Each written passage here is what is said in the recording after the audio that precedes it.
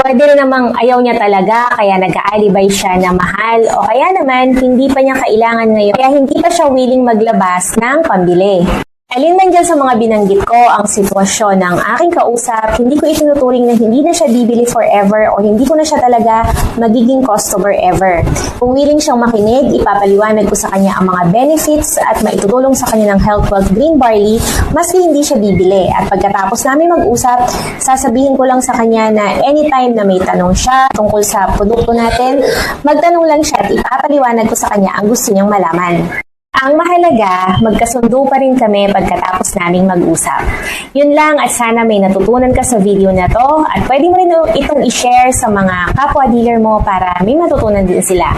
And see you on my next video.